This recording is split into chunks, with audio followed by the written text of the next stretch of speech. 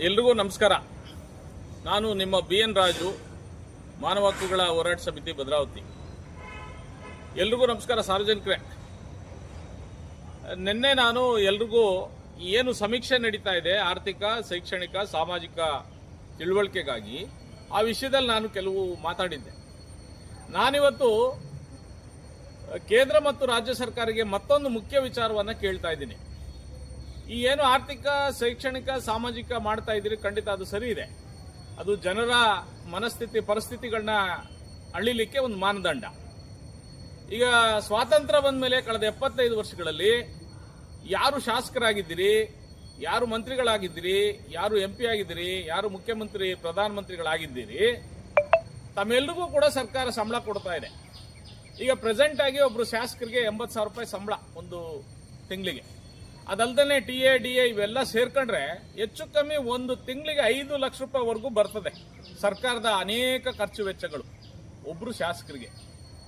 ಮಂತ್ರಿಗಳಿಗೆ ಇನ್ನೂ ಜಾಸ್ತಿ, ಮತ್ತೆ ಮುಖ್ಯಮಂತ್ರಿಗಳಿಗೆ, ಪ್ರಧಾನಮಂತ್ರಿಗಳಿಗೆ.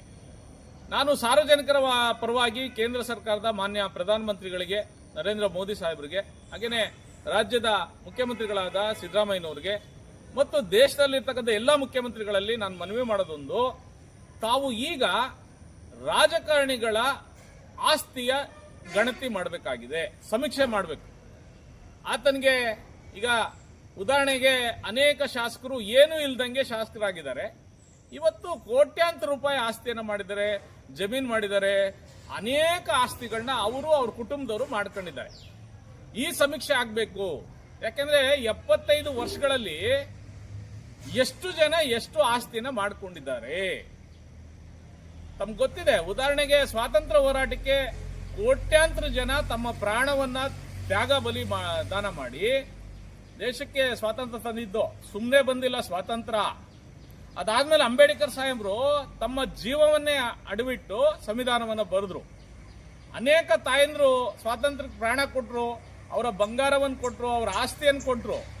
ಇವರೆಲ್ಲ ಕೊಟ್ಟಿದ್ದು ಯಾಕೆ ಅಂದ್ರೆ ಭಾರತದಲ್ಲಿರ್ತಕ್ಕಂಥ ಎಲ್ಲಾ ಪ್ರಜೆಗಳು ಸರ್ವರು ಸಮಾನರಾಗಿ ಬದುಕಬೇಕು ಅಂತೇಳಿ.